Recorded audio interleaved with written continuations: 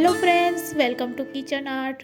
Friends, આજે આપણે સાબુદાણામાંથી વ્રત કે ઉપવાસમાં ખાઈ શકાય તેવી રેસીપી બનાવીશું. તમને વિશ્વાસ પણ નહીં આવશે કે સાબુદાણાને પલાળ્યા વગર આ રીતે કોઈ રેસીપી પણ બનાવી શકીએ છીએ. તો ચાલો સાબુદાણામાંથી એકદમ નવી અને યુનિક વ્રત કે ઉપવાસમાં ખાઈ શકીએ તેવી રેસીપી બનાવવાની શરૂઆત કરીશું. રેસીપી સારી લાગે તો લાઈક અને શેર કરજો. મારી ચેનલ ઉપર નવા હોય અને મારી ચેનલને હજુ સબસ્ક્રાઈબ ન કરેલ હોય તો સબસ્ક્રાઈબ કરી બાજુનું બેલ બટન દબાવવાનું ભૂલશો નહીં, જેથી કરીને તમને મારા નવા વિડીયોનું નોટિફિકેશન મળતું રહે. તો સૌથી પહેલાં અહીંયા આપણે સાબુદાણા લેવાના છે. આ સાબુદાણાને આપણે ના તો પલાળવાના છે, ના તો કોઈ મહેનત કરવાની છે. બસ સાબુદાણાને એક વખત આપણે કોટનના કપડાથી લૂછી લેશું. જો તમે સાબુદાણાને કોટનના કપડાથી લૂછી લેશો તો તેમાં રહેલી ડસ્ટને આરામથી દૂર કરી શકીએ છીએ. હવે આપણે ગેસની ફ્લેમ ચાલુ કરીશું. એક પેનમાં સાબુદાણાને શેકી લેશું. તો મેં અહીંયા નાની વાટકી જેટલા સાબુદાણા લીધેલા છે અને તેને આ રીતે શેકી લેશું. અહીંયા સાબુદાણાનો કલર આપણે ચેન્જ નથી કરવાનો. બસ આ રીતે આપણે 2 મિનિટ માટે તેને શેકી લેશું, જેથી કરીને સાબુદાણા એકદમ સરસ કડક થઈ જશે અને પછી તેનો આપણે પાવડર બનાવીશું. તો અહીંયા સાબુદાણા શેકાઈ ગયા છે. ગેસની ફ્લેમ બંધ કરી દેશું. સાબુદાણાને ઠંડા થવા માટે રહેવા દેશું. ત્યાં સુધી અહીંયા મેં ખારી સિંગ લીધેલી છે. જો તમારી પાસે ખારી સિંગ ન હોય તો સિંગદાણાને પણ તમે શેકી શકો છો. હવે સિંગદાણાના ફોતરાને આપણે દૂર કરી લેશું. અહીંયા ફોતરાને દૂર કરવા માટે પણ મારી પાસે એક સરસ ટ્રીક છે. તો જો તમે આ રીતે ઝારાની મદદથી સિંગદાણાના ફોતરા દૂર કરશો તો એકદમ સરસ સિંગદાણાના ફોતરા અને બી એકબીજાથી છૂટા પડી જાય છે અને સિંગદાણાને તમે આ રીતે ચોખ્ખી કરી શકો છો. તો અહીંયા આપણા સિંગદાણા રેડી છે અને અહીંયા આપણા સાબુદાણા પણ સરસ ઠંડા થઈ ગયા છે. તો તેને આપણે મિક્સર જારમાં લઈ લેશું અને મિક્સર જારમાં લીધા પછી તેનો પાવડર રેડી કરીશું. તો ફ્રેન્ડ્સ, આ રીતે આપણે સાબુદાણાને પલાળ્યા વગર તેનો લોટ બનાવવાનો છે. તો મિક્સર જારમાં આ રીતે લોટ રેડી કર્યા પછી તેને મિક્સિંગ બાઉલમાં લઈ લેશું. હવે અડધી વાટકી જેટલો સામો લેવાનો છે અને તેને પણ આપણે ગ્રાઇન્ડ કરી લેશું. તો તે જ મિક્સર જારમાં આપણે સામાને પણ ગ્રાઇન્ડ કરી લેશું અને તેનો પણ લોટ બનાવીને રેડી કરી લેશું. લોટ રેડી થઈ જાય એટલે તેને પણ આપણે સાબુદાણાના મિક્સિંગ બાઉલમાં એડ કરશું. તે જ રીતે હવે આપણે ખારી સિંગ લેવાની છે અને આ સિંગને પણ આપણે ગ્રાઇન્ડ કરી લેશું અને તેને પણ લોટ સાથે મિક્સ કરી લેશું. તો ફ્રેન્ડ્સ, બધી વસ્તુ મિક્સ કર્યા પછી હવે આપણે થોડાક ઇન્ગ્રીડિયન્ટ્સ નાખવાના છે જે ફરાળમાં આપણે લેતા હોય છે તે. તો મેં જીરું સમારેલું મરચું લીધું છે લીલું, 1 નંગ, થોડોક આદુનો ટુકડો આ રીતે છીણીને એડ કરશું, સાથે કોથમીર એડ કરશું. તો કોથમીર એડ કર્યા પછી મસાલામાં આપણે મરીનો પાવડર એડ કરી દઈશું અડધી ચમચી અને સ્વાદ મુજબ મીઠું એડ કરશું. બસ હવે આપણે તેમાં 2 ચમચી જેટલું દહીં લેવાનું છે અને દહીંને તેમાં એડ કરી દઈશું.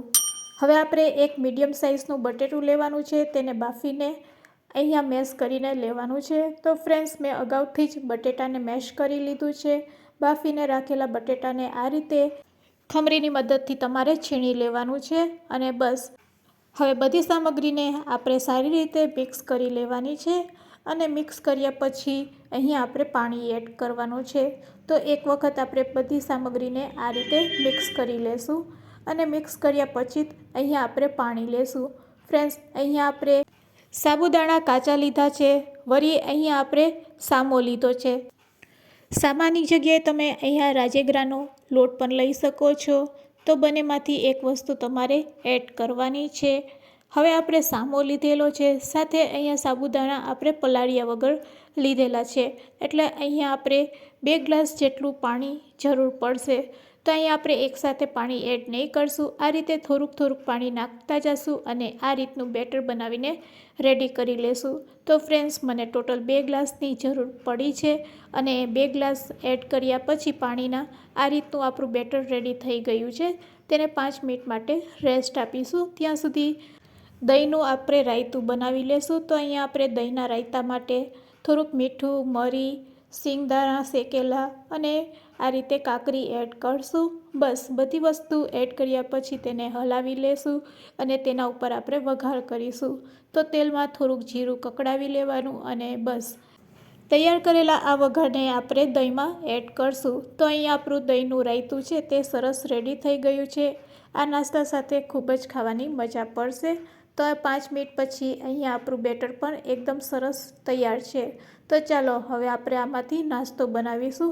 તો ફ્રેન્ડ્સ, આ નાસ્તાને તમે પેનમાં, તવા ઉપર તેમજ અપે પેનમાં બનાવી શકો છો. તો હું ત્રણેય રીત તમને બતાવું છું. જો તમારી પાસે અપે પેન ન હોય તો તમે આ રીતે પેનમાં પણ આ નાસ્તો બનાવી શકો છો. પેનને ગરમ કર્યા પછી તેલ લગાડવાનું અને 1 ચમચા જેટલું બેટર તેમાં આપણે એડ કરશું અને આ રીતનું થોડુંક જાડું આપણે બેટર રાખવાનું છે. આ રીતે સ્પ્રેડ કર્યા પછી તેને લીડથી ઢાંકી દેશું અને એક બાજુ થવા દેશું. એક બાજુ પાકી જાય એટલે આપણે તેને પલટાવી લેશું. તો આ રીતે તમારે ચેક કરવાનું છે. અહીંયા તમે જોઈ શકો છો કોર્નર છે તે બ્રાઉન કલરની દેખાય છે એટલે આપણે તેને પલટાવી લેશું. તો આ રીતે હળવા હાથેથી આપણે તેને પલટાવી લેશું. હવે ફરીથી આપણે લીડથી તેને ઢાંકી દેશું અને બીજી બાજુ પણ તેને પકાવીશું. તો આ રીતે 2 મિનિટમાં જ આ નાસ્તો બનીને રેડી થઈ જાય છે. તો અહીંયા આપણો નાસ્તો છે તે તૈયાર છે. વ્રત કે ઉપવાસમાં ખાઈ શકાય તેવો. જો તમારી પાસે અપે પેન હોય તો અપે પેનમાં પણ તે જ રીતે બેટરને આ રીતે એડ કરી અને તેને લીડથી ઢાંકીને થોડીક વાર માટે ચડવા દેવાનું. પછી એક બાજુ બ્રાઉન કલર થાય એટલે તેને પલટાવી લેવાના અને અપ્પેને બંને બાજુ ગોલ્ડન બ્રાઉન કલરના થાય ત્યાં સુધી તેને પકાવવાના. તો ફ્રેન્ડ્સ, આ રીતે તમે અપે પેનમાં પણ આ નાસ્તો રેડી કરી શકો છો. આ નાસ્તાને તમે નોનસ્ટિક તવા ઉપર પુડલાની જેમ પણ બનાવી શકો છો. જો તમારે આછા પુડલા બનાવવા હોય તો નોનસ્ટિક તવા ઉપર પણ તમે આ નાસ્તો તૈયાર કરી શકો છો. તો ત્રણેયમાંથી તમને જે રીત સારી લાગે તે રીતથી તમે આ નાસ્તો રેડી કરી શકો છો.